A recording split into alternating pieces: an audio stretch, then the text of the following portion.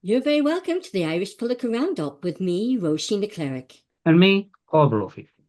And we are delighted to welcome back our American correspondent, Adam DeRito, all the way from Colorado. We met Adam in earlier on in August in Trump Doomsday, and we did an interview. And Adam, we have had so much great feedback from people contacting me, messaging me, saying what a great guy you are, and you're a really powerful speaker, and everything positive. And we're delighted to have you back on. No, it's a pleasure to be back here. I love talking to the people of Ireland. It's where my ancestors originate from. So I think it's important to keep up foreign relations. I don't think enough Americans interact, with the people across the pond, so to speak. And I think it's really important to talk about a lot of these political issues and work together on a lot of these things. So. Yeah. And Adam, as we said in the intro, you were over here in August and September. And since you returned back to September, you know how you have time to reflect and take everything in. What takeaways have you taken away from your trip in Ireland back to America on reflection now? Well, I mean, what I even wrote a big article about it on Substack, and I think you guys have read it too, about my experience out in Ireland. But it's extremely dangerous what's going on in Ireland, and the European Union, and the UK in general. We're seeing a lot of Islamic extremists come over and destroy our culture.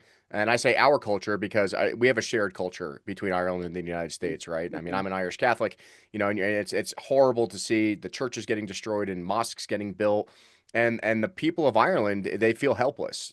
Yeah, we They do. feel like they can't do a lot to oppose these things. And you saw the big fight with Conor McGregor trying to run for president. I'm sure we're going to get to that later, But you're seeing divisive actions within the country of Ireland that I think are concerning, right? You have the Sinn Féin people out there, and associated with the IRA. Then you have the UDF side, And at the end of the day, uh, I saw a lot of former IRA and UDF people uniting even against the Islamic extremists, which is kind of funny because you never think that those people would work together on anything.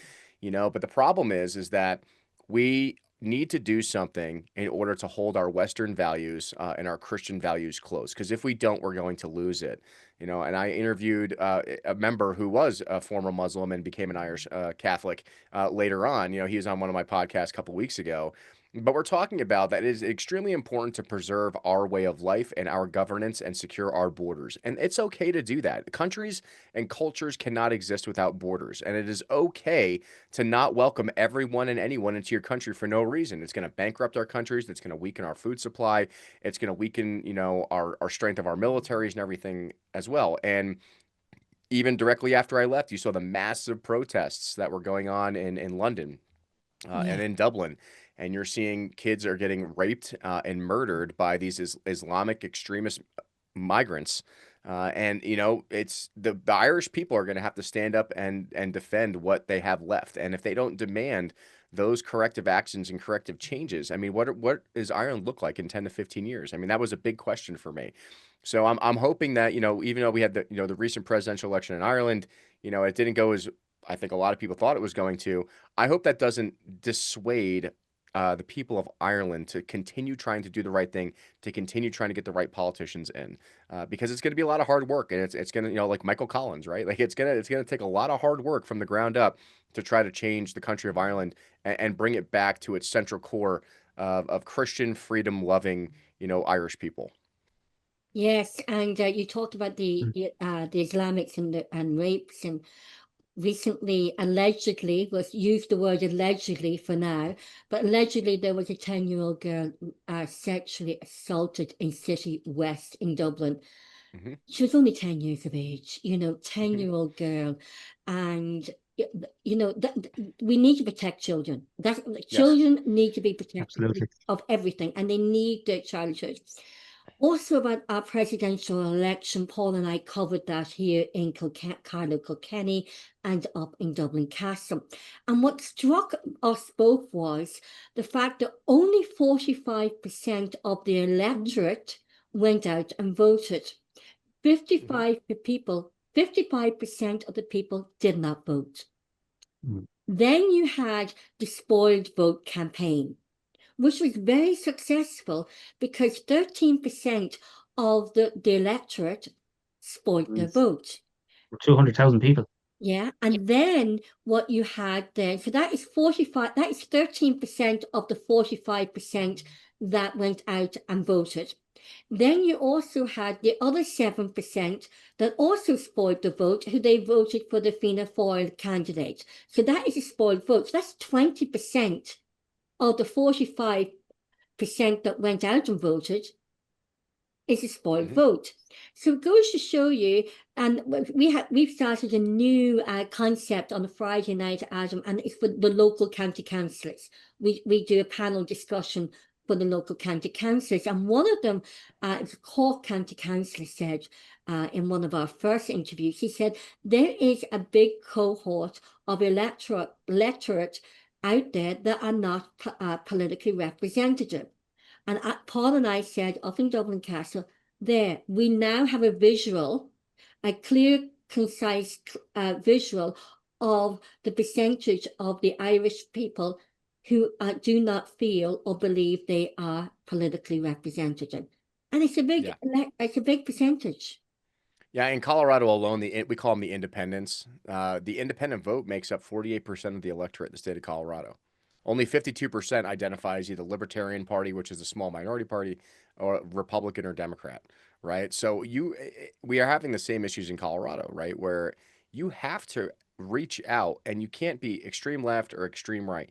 Like we might have an 80-20% agreement on these things. Like we're going to agree on 80% of things and disagree on 20% of the things.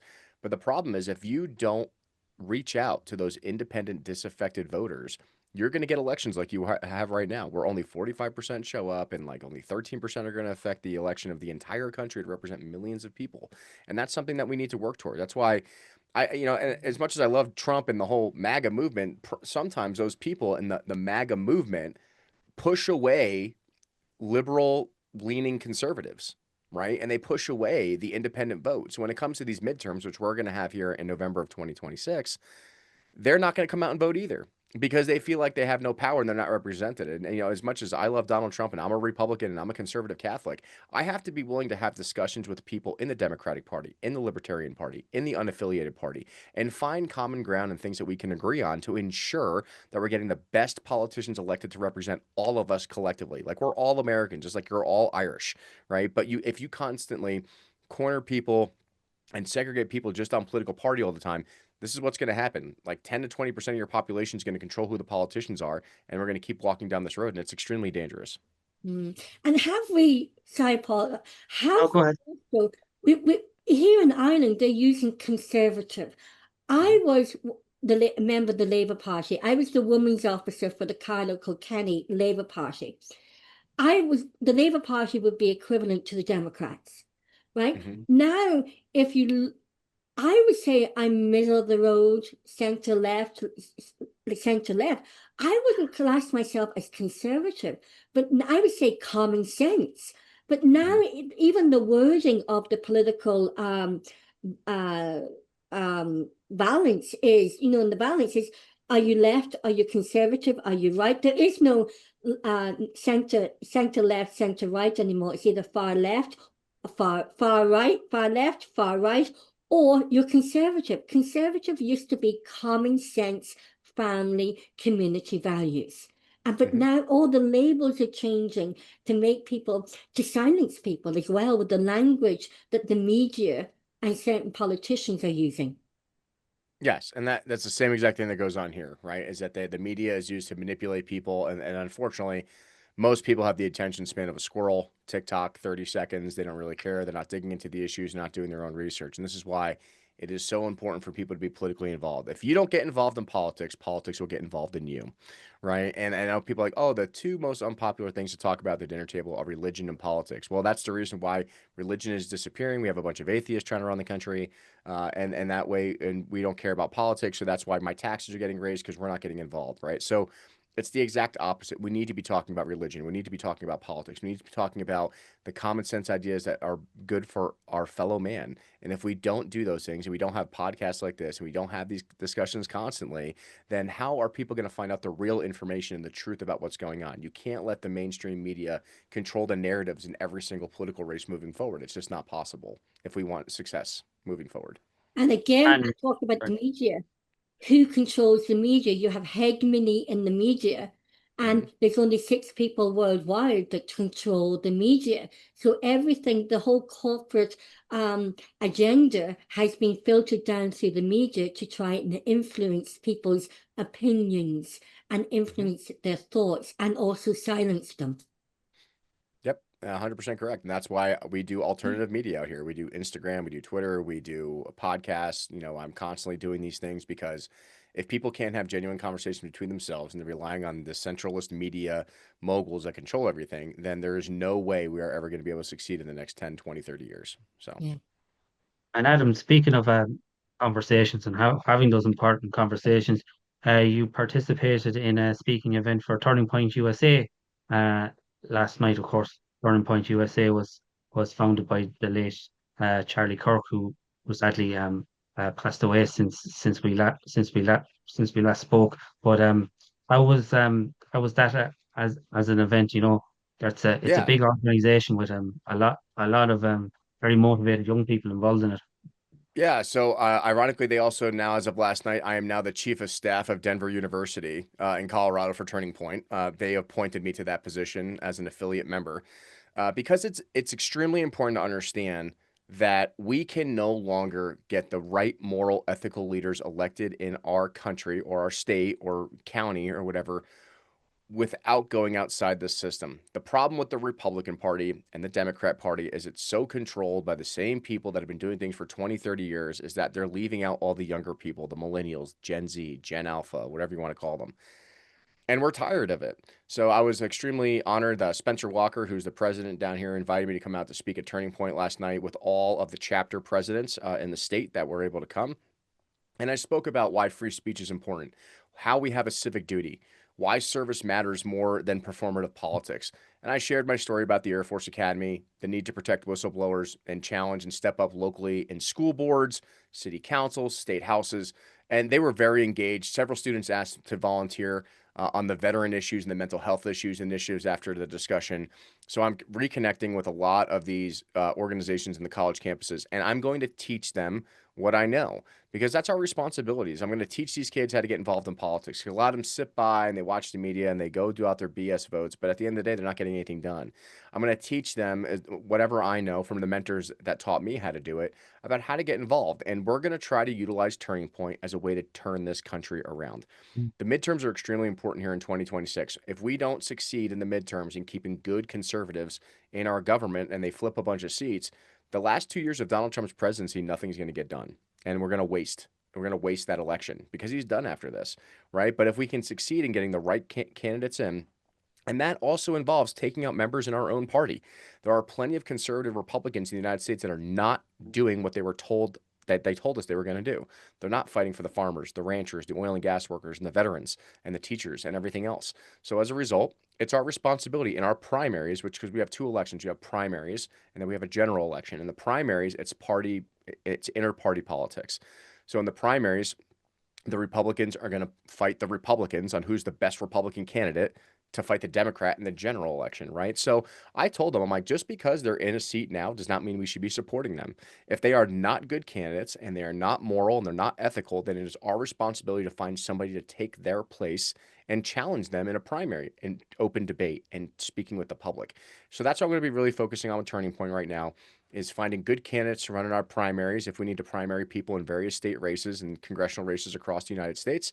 And then utilize all of those young people to start door knocking, social media influencing, and then into the general campaign to fight the Democratic Socialists, which are mostly trying to take over the Democratic left wing of the government right now. So it was really inspiring to see all these young people that want to be involved, but we have to give them something to do. You can't just say, oh, we're going to do something, and then you send out an email and then like nothing happens, right? Like we have to be engaged. It's a lot of work, but like I said, if the GOP is broken and the Democratic Party is broken, then who's going to change it? We have to.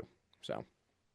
And everything starts at grassroots. Politics is always it starts and ends at grassroots level. Yes. And also, it's about, I agree completely what you're saying, is you can't just send out emails. It needs to be proactive, followed up with action to get the result. Absolutely. And you talk about President Donald J. Trump, and as everybody knows, I watched every single MAGA event here on. I used to stay up to 2 and 3 in the morning to watch them. Stephen Bannon was talking on an interview that he did with, I think, the Republicans, and he said that Donald J. Trump will run for a third term. What do you think about that? Yeah, that's impossible. He can't run for a third term in the Constitution. That's not going to happen. That's the problem with that, is like, we understand that that is not legally possible. He can't do it. Now, if JD Vance wants to run and Donald Trump wants to run as like the vice president, like, you could do that, and that would be funny. But no, I think he's done after this. He's going to have a big influence in the party moving forward. But I think even Donald Trump understands we need to hand it off to the next generation. I think JD Vance is a great choice. I think Tulsi Gabbard are probably my top 2 choices for running for president in the next election, because that's my generation and I want us to start taking over. But Donald Trump's in his 70s. I think he's done a good job to really muddy the waters and try to upset the establishment, and that's what's really important. But even I don't want him to be president for a third term. He's done his duty. He's done it well. But right now, it's up to him to make sure he has an entire roster, an entire bench built up to move forward for the next 10, 20, 30 years of this country's conservative success. And he needs to do that because he can't do it alone. So I'm hopeful that we have enough good conservatives lined up, by 26 and 28, that can hand off the torch and continue the great policies that Trump has initiated, and continue moving this country forward. Do you know who I think, you just alluded me to it there now, is who I never gave much attention to, but Marco Rubio seems to be really in front and center and doing a lot of great work and the negotiations and things like that. Yeah, I think Marco Rubio is also another great choice. I've met Marco. I know him. He's an amazing Secretary of State. He's doing incredible work overseas, and he's getting zero credit for it, with all the peace deals and everything else. So he's also an extremely smart, intelligent man, very well-versed, very well-educated. And like I said, we have a good a team built up. There's a good bench, so-called, on the football field, right? Ready to take over. And I think Trump has done an amazing job for the last 2 years, building those people up. Also, we're bringing it back to across the pond, but not Ireland, but UK. President Donald J. Trump was once again over on a state visit to England, and he was at Windsor Castle, which was interesting that he was in Windsor Castle and not in the city of London. But what was your takeaways from the Windsor Castle event? Yeah, it went really good. Obviously, there's a lot of protesters out there, because that's just how those people want to protest. Like, you want to protest the one guy that's trying to work with your country. Good job. But I think it was good. I mean, I think King Charles and Camilla are still, weak puppets. I don't think they're really advocating for the UK as much as they could be. I was actually like literally in Windsor Castle like a couple weeks just before he got there. It's a beautiful place. It's amazingly historic. But I think it's what was really important was discussions about trade and moving forward in military alliances. I think that was kind of the central focus of Trump being out here. It was kind of funny seeing Trump sitting in a carriage and getting driven around by horses. I don't think he's used to that. He's like, why am I in this horse? And why am I in this carriage? I should be in a Lincoln Town Car or something. A But no, golden carriage as well. yeah, the golden carriage, right? The old ones. And I love the historical pomp and circumstance of that stuff. I think it's fascinating. I love old English history and Irish history, but I think it's good. It's opening the door, but it's also showing that our president is serious. It's like, if you don't do what we tell you to do when it comes to trade, tariffs, and military organizations, then like, you're going to be left behind. And I think you're seeing a lot of success with the tariffs, especially against our adversary countries. You're seeing a lot of good things being built up. And I think a lot of people are starting to fall in line and change. The only hope is that I hope those changes and those agreements get done before he gets out, because I think there's a lot of other countries that are just trying to wait him out another 2 years and to see what the next president has to say so they can go back to business as usual. But I think there's a lot of hope now. I think that they're seeing the vitality of all these things moving forward and the possible successes that they could have. And I think things are going great in this country, minus what the Democrats want to do by shutting down the government. But other than that, I really appreciate the new alliance building, the new trade agreements, and the genuine universal prosperity that his presidency is producing around the world. So the military parade in Windsor Castle was very interesting. Mm-hmm. Because you had the English soldiers during their parade. Then you also had the Americans coming in, and then you also had the MAGA song with the YMCA crossing over as well. I thought that was quite interesting. And Melania, the First Lady of America, looked absolutely beautiful and stunning, and she really looked the part. Yeah, she always does. She's an amazing first lady. She reminds me of, like, Jackie Kennedy, back in the, the 60s, and, just the perfection of what a good, supportive, very statesman-like, politically astute woman can be. I don't think Melania gets enough credit for that. I think that people always attack her, but she's an amazing first lady for sure. I often think there's more to your First Lady Melania Trump than what people give her credit for. And, they make out, I would actually say she's quite politically astute. She is. And there's an awful lot of work in the background that she doesn't look publicity for. So I think there's a lot more to be come out in the future about the work that she does behind the scenes. Yeah, 100%. She's a very intelligent woman. I think she speaks like 7 different languages, but Oh, you don't always need to brag and tell people what you're doing. Sometimes you need to hold your cards close. yeah. And I think that's exactly what a lot of people in the Trump administration do, is they keep the cards close. Not everything is public, but we're doing great things overseas. So, And there seemed to be a very good rapport and welcome between President Donald J. Trump and your First Lady Melania Trump and Prince William and the Princess of Wales, Princess Catherine as well. yeah, no, I mean, like I said, great relationships. I think that I saw a lot of positive things out of that. And I hope that our relationships continue to build moving forward. Okay, perfect.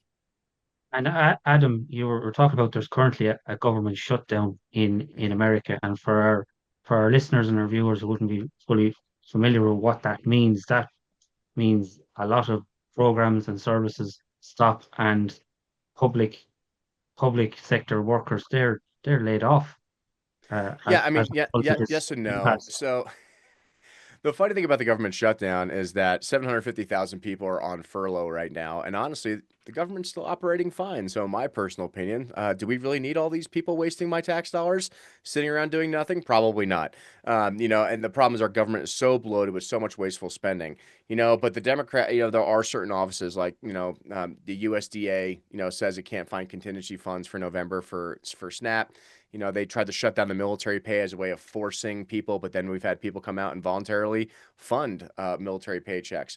And I assume the same thing's going to happen here in the next 2, 3 days with SNAP, because the Democrats are literally optionally choosing not to vote to open a clean resolution bill in order to try to make Americans who can't afford food, who rely on these welfare benefits, to cause a stir and force the Republicans. But the thing is, it's not forcing the Republicans.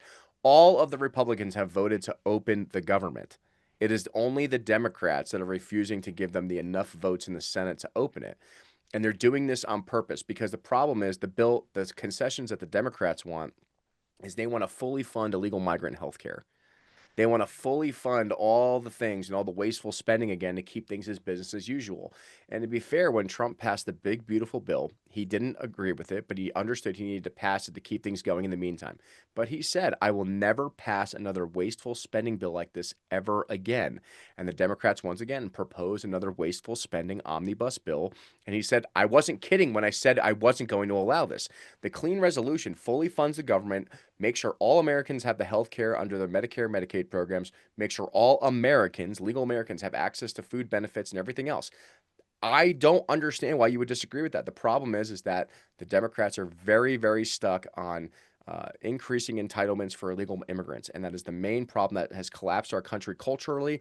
And I'm so proud that our president is one of the few people in the government who is standing his ground and to ensure that Americans are benefiting from American government and not illegal immigrants. I almost wish that Ireland and the UK would do that. And the Democrats themselves, Adam, they're very stuck. They don't know what way to go. Are they going right, left, center? They since President Trump came into office, they've had no real kind of offense really. Oh no, but you got even John Fetterman, Democrat senator in Pennsylvania, agreed that this is stupid and we should be voting for this. And he actually sides with the Republicans now. So I think they need like 5 more senators to change their mind. That's it, 5 more. And I promise you, once those SNAP benefits get cut off, and you got a lot of angry poor people with torches and pitchforks kind of thing, it's going to probably change a lot of those Democrats' minds, because they're going to get voted out of office if they don't, right? So it's kind of like who's going to blink first kind of thing. And I honestly believe that the Republicans are not going to concede on funding illegal migrant healthcare and illegal migrant benefits, and I'm all for that. Oh, I guess you got to go back to your country then, voluntarily deport yourself if that's where you need to go back to Mexico or Venezuela or Guatemala or whatever it is. But we cannot continue to keep doing things in this country the way we have been. We are already underwater with debt. We can't keep doing these things. We have to change it. And if this is where it starts, and this is what we have to do. And I think that's really interesting, but because I was listening to Juan O'Shaban in one of his interviews, and he was saying that an awful lot of people, there's lots of business people who didn't realize that they were there illegally in the country, that then they're business people, that they have moved back to Mexico or South America to actually then, and they have paid for all their workers to move back, and so they can come back legally. And I think that, and that is what you're saying, self-deport to come back in again legally, and they're business people, and they're actually supporting their workers. So talking about immigration and everything else, tell us about the ICE raids and what ICE is doing, because they certainly are. And they look to be really going for the drug cartels, the illegal immigrants, and the criminals, and finding out where they are and who they are and deporting them. Yeah, I don't understand what the problem with that is. If you enter the country illegally, you violated U.S. Code Title 10, therefore you are a criminal and you have to be deported. Now they're focusing on the criminals, the rapists, the drug traffickers, the human traffickers, 100%. But at the end of the day, like if you're really here in this country for 10 to 15 years, you're one of these dreamer people or whatever else it is, and you're trying to claim that like, oh, it's so hard to get citizenship. I'm like, go join the military. You can join the U.S. Army as an illegal immigrant, and in 3 years you gain your citizenship. But the problem is these people don't want to put in the work. And I understand the seasonal migrant issue. It's one of the biggest issues in my district out here. We have a lot of farms, a lot of food supplies out here. They run the slaughterhouses and the farmlands. And yeah, I understand that some of your seasonal worker permits are lapsed. And, so one thing I would encourage, I'm not agreeing with asylum, but what I would agree with is maybe put some more funding resources to adjudicate these cases with immigration judges to make sure they work here for 6 months, they go back for 6 months, and then they can renew their permits and they can come back. There's nothing wrong with doing things legally. And yeah, I understand Americans aren't going to go out and pick vegetables for $4 an hour. I get it. So, and my response to that is, okay, so Americans support human slavery. So the Democrats are saying you support human slavery because you're admitting that you don't want to do the hotel work or the farm work or anything else. So if you want these people in here, but then we have to come up to make sure that the systems that exist are working properly. So go fund them. Go get more immigration judges. Go make sure these permits are being cycled through the system, everything else. And that obviously with the government shutdown, you can't fund those offices, right?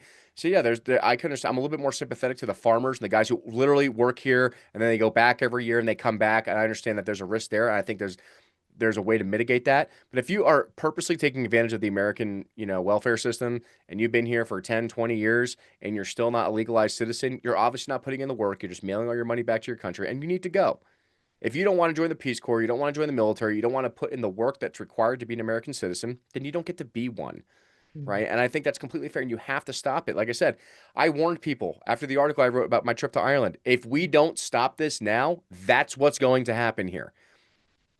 Yeah. And it's a lot easier for them to get to your countries than it is here. We have the ocean's much bigger separating the U.S., and Africa and stuff like that. But I mean, when I was in London, I was just watching boatfuls of people just come over, just landing on the shores there, just walking to London proper. It's like, what is going on here?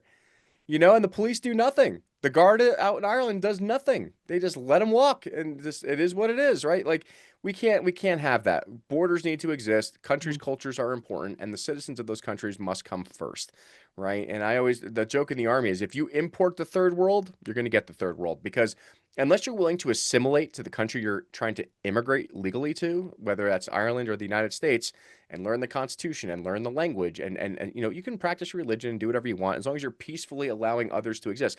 But if you're coming in there and claiming you want Sharia law, and then women have to have their heads covered and all these other things, you're not assimilating to the culture. You're trying to take over the country, and that is an invasion by definition. And we can't allow this to happen anymore. We have to stand by our principles. And I think the ICE raids are great. Someone's got to do it. Someone's got to do it. If no one else, if they've been given years to do their self-deport, do all the right. Well, if you're not going to leave, we're gonna actually throw you over the border and send you back. So it is 100% necessary to secure our country's safety and security moving forward. You think about it. I lived in Africa when I was younger. My father was working in Africa and Saudi Arabia. When we lived in Saudi Arabia, we had to abide by the laws in Saudi Arabia.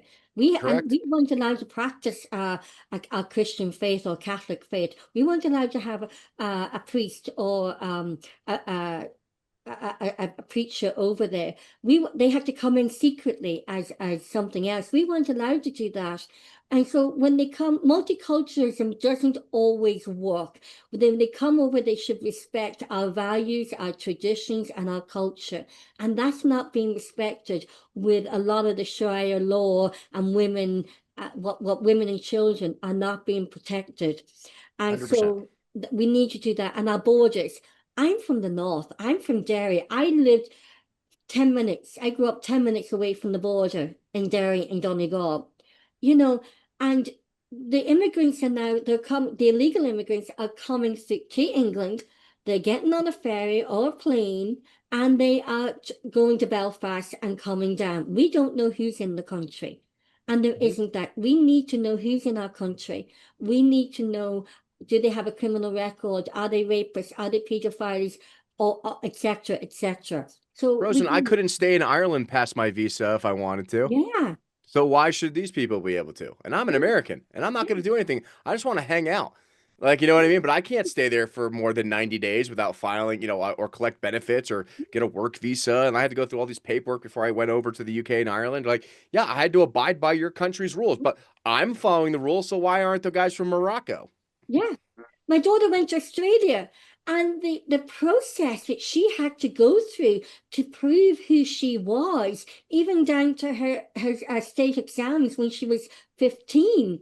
And they had to have everything.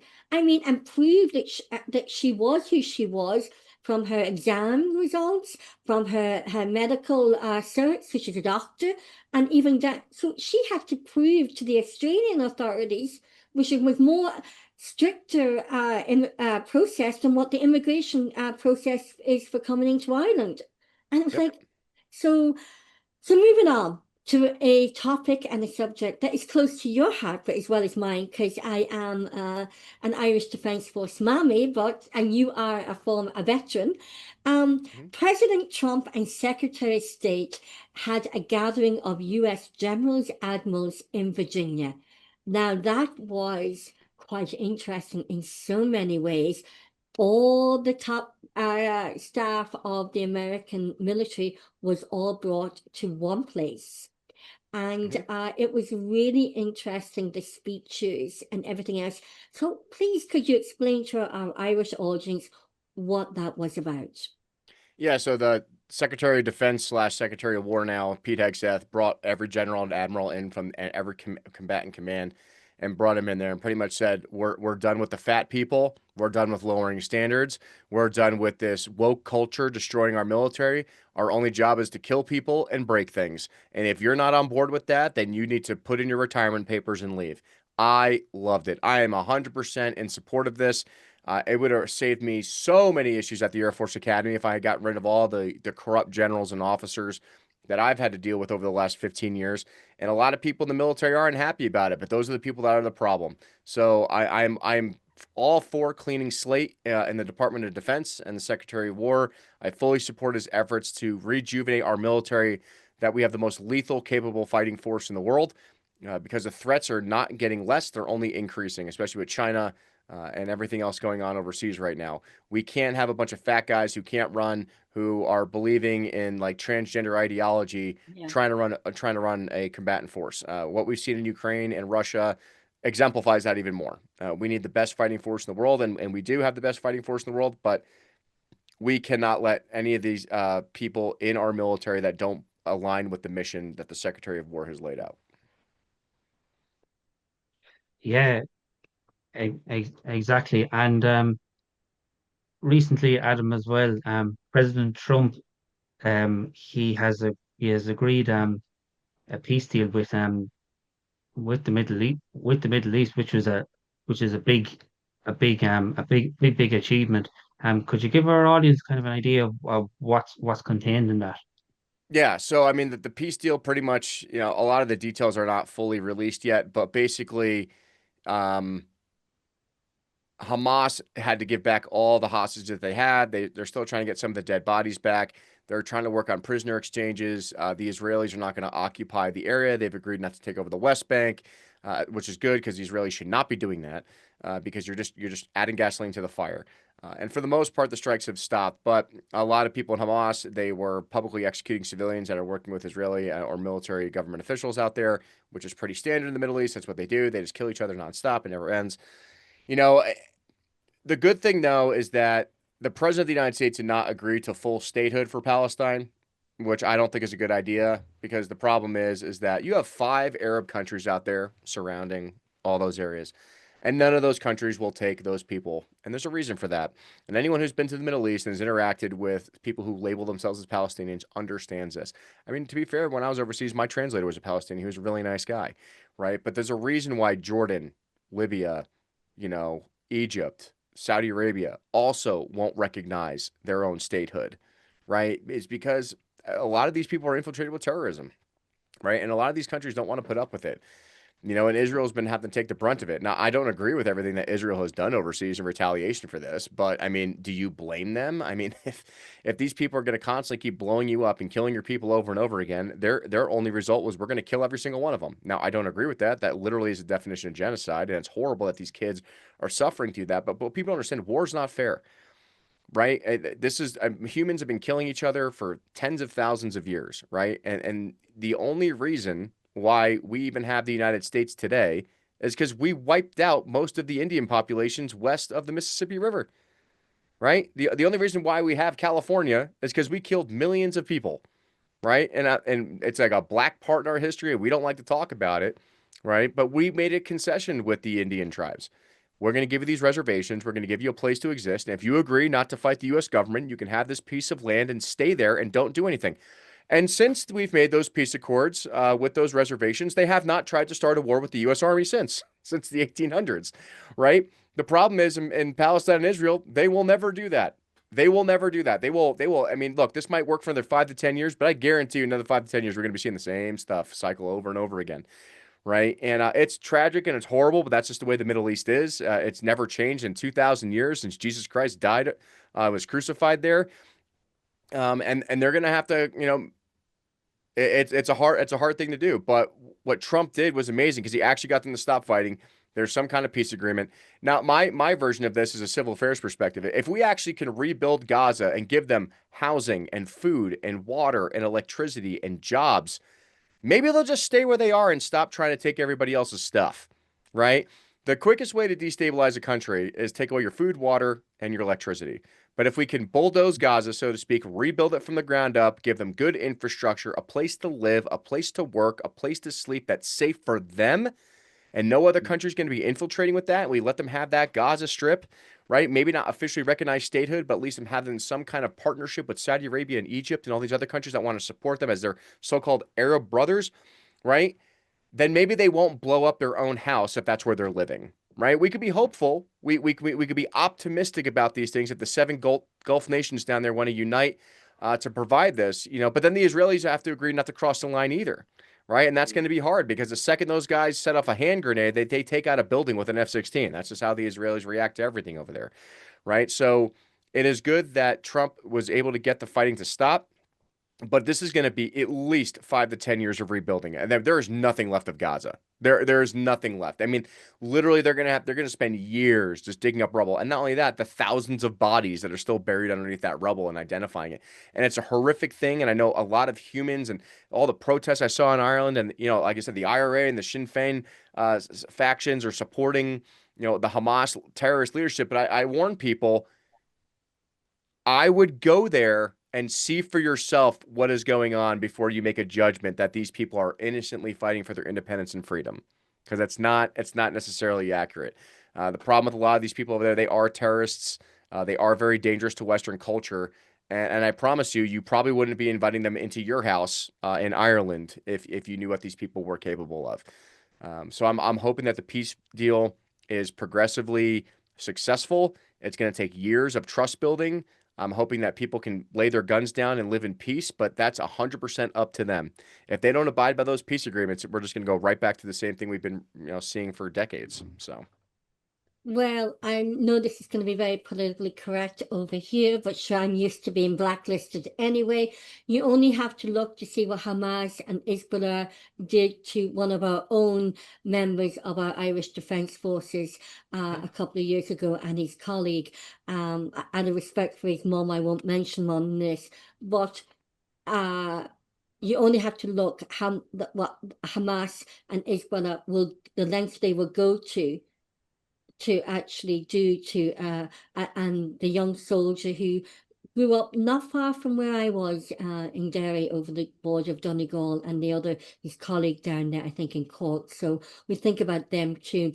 And Sinn Féin don't really acknowledge that, and neither does the left in the Irish political system. They don't acknowledge how Hamas and Hezbollah butchered one of our own and left another one severely injured. So I think that there is a double standard, and for me personally, and I've said it openly, at as we mentioned earlier, the last presidential election, it was very hard to find our incoming president with an Irish tricolour. It was all the Palestinian flags and all the scarves. And I said, is she running in an Irish presidential election or a Hezbollah in Palestine? So yeah, so we think about that too, is not everything's black and white as what people make out to be. Yeah, exactly. And of course, to Roisin as well, you had Irish citizens being demonized for putting up Irish flags in their neighborhoods as well. Yeah, and our Irish Defence Forces wear the tricolour very proudly on the left shoulders, and they salute the flag every morning on parade. So it's going to be interesting. And I've been talking to veterans as well, and they've said, well, I hope the flag is represented in Áras an Uachtaráin, with the president coming up. So I know a lot of people, I'll be getting a lot of hate calls for that, but you know what, bring it on. But we have to stand loyal as a mother of a son who's out wearing the Irish Defence Force uniform with the flag and protecting our nation and defending our citizens. And I think of the soldiers who were killed over in the Lebanon by Hezbollah and by Hamas. And as a mother, I think about that too, with my son who's actually serving over there, and he's coming home in 26 days. So I can't wait for that. So talking about wars and the Middle East, can you tell the audience what is going on between the Russia and Ukraine negotiations? Because that President Donald Trump and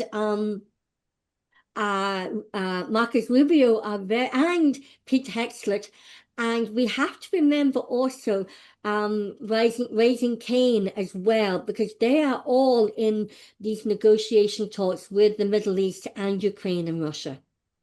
Yeah, I mean, to be honest, it's not going to get resolved anytime soon. Putin's not going to back down. He's not going to take a loss for his country, and Zelensky is unwilling to budge either. They've been really just talking about trying to do POW exchanges and the Black Sea and energy infrastructure strike moratorium. So once again, about oil and gas trade through the Black Sea and the Bosphorus Straits. You know what? That's the biggest reason why that is such an important thing for the Russians to take back, is because they want access to their warm water ports for their navy and for their energy trade. But there's going to be no nationwide ceasefire anytime soon. These people, this is going to go on for quite a long time. They put up a proposed freeze along current front lines, but that kind of stalled with Moscow, and they immediately rejected a ceasefire and then delayed a planned summit for all these things. So I don't see that going anywhere anytime soon. And the Russians, the only time in history that they have ever backed down from a war is when they lost over 500,000 people or more. Yeah. And they're not close to that right now. So the Russians are much more willing to expend their human capital than the Ukrainians are. And Ukraine does not have as many people as Russia does. So I don't see Russia backing off anytime soon. They're going to stick to their guns, and it's going to be up to the Ukrainian people to understand that they're going to have to give up the eastern part of Ukraine and give it back to the Russians, the Luhansk and Donetsk region at a minimum. And that's how it's going to be. And if he doesn't get that, then this is going to prolong for a lot longer, and a lot more people are going to die. But like I said, that's their war.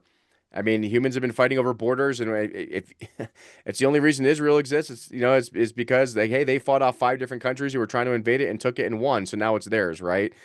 Same thing that's going on over there. If you can't defend your own country, then you don't deserve to have it. Yeah. right? And as Yeah, that's horrible a as that very good sounds, point. if you can't defend your own borders, then why do you deserve to have it if another invading force is going to? I mean, how do you think Ireland and England came to exist? Yeah, you had to fight the Vikings and the French and the Spanish, and but you fought for your country, and now you get to have your own border in your own country. So if you want to keep it, then fight for it. But you can't just be like, please don't attack me. Like that's not how humans work. Humans are mostly terrible people. Come on, we all know this. Like they're gonna fight and kill each other and take each other's stuff all the time. That's just the reality of modern human warfare. So it's unfortunate that that's how it's gonna be, but that's what I anticipate. So. We want to talk about China and Japan a little bit later on, but so we'll come back to them. But can you tell trade deals? How are the trade deals going on? Any new trade deals? What is that? Because you said from day one when on our first interview, the trade deals are negotiation tools. So how is all that going on? It's going really well, actually. I mean, the UK, there's a tech and civil nuclear cooperation agreement going on that they announced at the beginning of September during the state visit, alongside with a broader trade framework that we publicized in May, right? So it's like forcing people to the table, forcing to agreements. In Japan, we're signing a rare earths mineral and critical mineral earths deal. Same thing with Australia. We're doing the same thing as well. And this is in order to counter China because China is trying to buy up all the rare earth minerals. So now we're working with our countries and our allies to establish more access to power with the nuclear deals, like I said, with Japan and the UK. And then that's also to counter China because we're trying to come up with a new trade framework now because we've like doubled and tripled their tariffs like 200-300%, which is crazy, but in order to get them to back down, you're going to have to make concessions on certain things. And that might be with rare earth minerals or even things like TikTok, right? But the steep tariffs that the Treasury has implemented might be paused if they land those deals. That's very lucrative to the Chinese if those tariffs get dropped. But like I said, people complain about the tariffs, but the tariffs are forcing people to actually come to the bargaining table and make reasonable trade agreements. In South Korea, we also did a major infrastructure framework for Asia. And it's pending ratification in I think Seoul right now. But like I said, we're working around all the countries that surround China in order to put them in a corner. Like, we're so dependent on China. Well, not if we're working with South Korea, Japan, and the UK on some of these things. Then we can counteract your microchip development, your computer development, solar panel development, things like that. So I think Trump and Marco Rubio are doing all the right things in countering uh, reliance on China and dispersing our assets elsewhere. And Adam, from what I can see, when you dig into today's trade agreements, you see a lot about, these countries purchasing American semiconductors, American cars, um, importation of LNG gas. So there is a big effort to kind of rebalance the what's called the balance of payments. Yeah, Whereas currently you have absolutely. America is purchasing a lot from other countries, where now it's about trying to level that playing field. Yes, and it's also about dispersing our resources too. We can't be reliant on China for one thing. We can't be reliant on Japan for another. We have to disperse our allies and our resources, and I think that's exactly what Trump and Rubio are doing, and I think they're doing a fantastic job. Marcus Rubio is really, he was always there, but he's really coming to the forefront in an awful lot now. Hmm. And a lot of people, when I'm watching in the American podcast, they're saying he could be the next president of the United States. Who knows? Yeah, yeah, he's definitely got a good resume behind him. Yeah. Talking about presidents of the United States, the auto pen has come, Biden's auto pen has come back into Uh, the public arena. Tell us about that. yeah, so the auto pen is basically an automatic signature system, and basically half the things that Biden was doing on his way out the office, all the pardons, the Fauci pardons, everything else, were all signed by auto pen. So I'm hoping that it's successful. I'm hoping that, through the court system, they determine a lot of those pardons and a lot of those things that were signed can be null and voided, and that we can actually start building good policy, not based upon crony bureaucrats, but based upon good American policy that the Trump administration is trying to design right now. But yeah, that should be a crime. If the guy wasn't even there because he thinks it's like next Tuesday and he can't even figure out how to put on his slippers, then why are you making decisions for the United States? Right. So I'm hoping that, a lot of those decisions and pardons, everything get overturned. Yeah.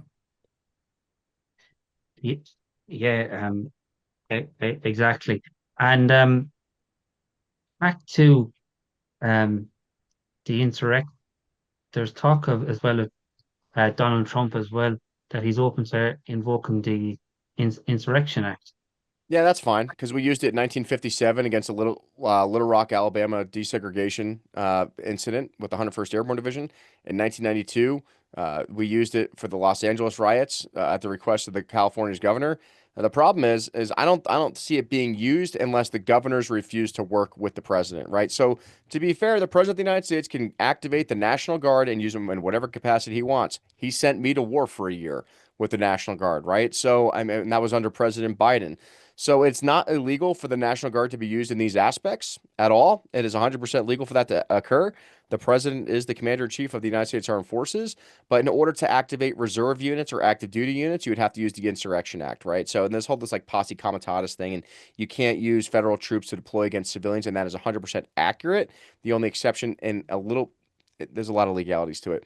The only exception to that is for public safety use for the Insurrection Act, right? So do I see them invoking it? No. I only see if state authorities are unable or unwilling to enforce federal law during sustained violent disorder, then it's a very high bar with significant political costs. So the default expectation remains that reliance on the state National Guard under the governors and federal law enforcement, and not the Insurrection Act. Imploring the Insurrection Act would not go well for Trump, I think, just from a political move, even though he's 100% allowed to do it. But as we've seen, I think things are being very successful right now. Our cities are a lot safer. DC is clean again. And Chicago is the next big step after that. It's pretty hard working in there. There's a lot of gang members, a lot of crime, a lot of human trafficking, a lot of drugs. But it needs to be done. If the governors and the mayors can't do it, then I guess the president has to do it. So. So just for our viewers here over in Ireland who might not be familiar, what is the Insurrection Act? Because it was formed in 1807, wasn't it? Yeah, the Insurrection Act is basically if you try to overthrow the government, then the president of the United States can use federal troops to stop that from happening. And that was pretty much utilized during the Civil War. That's when, President Lincoln utilized that to protect D.C. From them overthrowing the White House in real time, right? So that's pretty much where that came from. And there was a reason behind it for all that existing, right? So I think it's great. I think it can be very effectively used, but I hope we never have to see another civil war in this country ever again. And please God we won't, or Mm-hmm. anywhere else in the world. And I think if President Donald J. Trump is the president of peace in the world, that hopefully that will not see any civil wars or any wars going forward for a number of years. So talking of the White House, the ballroom is being built. Tell us about the ballroom. Oh, yeah, it's privately funded. Obama, did his own basketball court at taxpayer expense. Nixon built a swimming pool or a press room or whatever it was. This is nothing new. This is all BS. Trump is going to expand the White House, make a ballroom that's going to be better to hold events, fundraisers, state dinners, things like that. I'm all for it, especially since it's not costing me a dime. It's all privately funded by President Trump and his donors himself, and I think it's a great addition to increasing American supremacy on that scale. So, Brilliant. So President Donald J. Trump is, as we speak, he's just left Japan. So it's been a very successful political tour of Asia for America and the Trump administration. yeah, it's like I said, the main point of that was to diversify access to rare earth minerals, and then partnering them with nuclear power access because Japan is an island, right? So nuclear power is the best thing they have to supply energy out there versus oil or coal or natural gas or things like that. So, yeah, the whole point of him with these trips in the Eurasian trip is to diversify access to rare earth minerals and power. So, and I think it's going very well, and it's a very intelligent political move. And Pete Hegseth, the Secretary of War, he also said the US-Japan alliance remains vital for the security of the Asia-Pacific, and he welcomes Japan's recent commitment to increase defense spending. And he said, together we can achieve peace through strength. Yep, 100%. China's the biggest risk out there. I'm assigned to Indo-PACOM, so our biggest risk is countering Chinese influence in the Pacific, and we're going to need Japan to do that. So. Yeah. And Japan is one of the fourth or fifth biggest economies in the world, Yeah. so it does make sense for America to have strong ties with Japan. Of course, there's a new prime minister gone into Japan as well. She's the first female to hold that office as well. So she's And very, she's very, also very against illegal immigration right now, which is great. So that's even they true. That's recognize very it. true. Yeah, So, yeah. yep. And also Japan, I heard this a couple of years ago, and I keep hearing it from Juan as well. He says that Japan is America's closest trading country, where you do an awful lot of trade with Japan. Yeah, especially with like high tech computer chips and things like that. It's 100% necessary. Medical equipment, all that stuff. So, Yeah, and the economics of doing that. mhm. And President Trump, the White House posted on X today that bringing back trillions of dollars to US, a great trip dealing with very smart, talented, and wonderful leaders. Tomorrow, which is today, President Trump will meet the president of China, and it'll be a great meeting for both. Yeah, no, absolutely. And Trump is really good at making people feel good about themselves, right?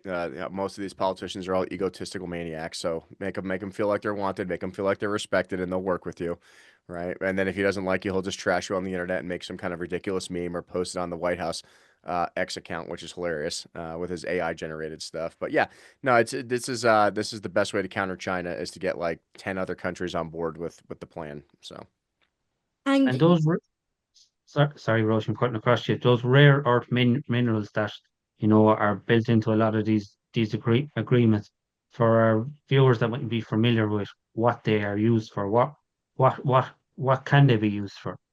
So they're definitely used for computer chips, weapons manufacturing, solar panels, cars, satellites, well, all the high tech things that we AI is going to be massive with this, especially with like lithium ion batteries, electric vehicles, AI infrastructure development, data centers, and that's the future of where humanity is moving to right now. And we need as much access to that as possible because China is doing the same thing. They're trying to buy up as many rare earth minerals in Afghanistan or Pakistan or Mongolia as much as they can. But they're trying to do it by force and just drive a military brigade over there and take all their stuff. We're trying to do it through like legal trade agreements and enhancing our relationships with those people instead. mm, and I just think I saw a great photograph of, and I thought it was really interesting that the President Donald J. Trump, he really does. He was asked to run by 200 generals, to run for presidency, Mhm. and that he's really taken looking after the American troops and really behind the American military. And the photograph, and I years ago, it was around 2020 or 2021. I was listening to another podcast, and where President Trump, Donald Trump, he went to Afghanistan and he said to a general, why, why are we still fighting Afghan? He said, I could have these all done out in a week. And he says, how would you do it? I would come from every direction. And that was Roisin Kane. And I saw a lovely photograph with Marco Rubio, Keith Heslett, and Roisin Kane. I thought that's a very historic photograph there to Mhm. go forward in the future. Yeah, he's a great general, great officer. They're doing all the right things. Like, there's no one in the military that like who actually is a war fighter who disagrees with anything that they say. All the ones complaining are the people that are just going to get kicked out for not meeting standards, and I'm here for it. So. Exactly. So that is all our questions there for you because we could keep you here all night. Is there anything else that you would like to get out to the Irish audience about what's happening in America or American-Irish relations or anything else that you would like to tell the Irish audience? Well, I think if I had to sum it up today for the Irish audience, I would say like the U.S. is navigating a shutdown at home, right? And we have hard bargains abroad and high stakes in Europe and the Middle East, and the UK and Japan visits are producing tangible agreements, and China talks we're trying to avert ourselves off a tariff cliff with them. And on the domestic side, authorities like the Insurrection Act and things we discussed, the expectation should remain that we should have exercise restraint unless disorder creates like clear legal thresholds. But I think all the things that are going on are cumulatively going to support ourselves, our allies, our relationships overseas. Like I said, the only way to change this ship and right it the right way is by force, and it's going to take a lot of effort. And all these things that are occurring simultaneously are all part of that plan. And I'm looking forward to the last 2 years of President Trump's presidency and seeing all the great things that we can do. And especially moving up here into the midterm elections where, we're going to have to maintain that majority and make sure we have the right people running for office. Well, Adam DeRito, as always, it's so interesting to talk to you. And there's a question that we ask you that you don't have an answer for or opinion of, and it's always great to get have start this. What you started now, it must be over a year, isn't it, where we've been talking to Yeah. you about the Irish-American relations, what's happening, the relationship between America and Ireland, and then you actually did what you said. You showed up, you came over to Ireland, and you spent a long time here and in England, and you got to know what was happening here and got to know an awful lot of people. So we thank you for that, for taking the time to actually, in your annual leave, to come over and your holidays and vacation here in Ireland to find out exactly what is going on over here. Yeah, no, for sure. And for your viewers, you can follow me on Instagram. It's adam.dorito2010. Twitter, it's at Adam Dorito. And fun fact is I'm publishing my book here. It's called The Guy in the Yellow Okay. Tie. I Wow. got the proof copy today. It's Yes. my entire book about my life and my history and all the advocacy work I've been doing.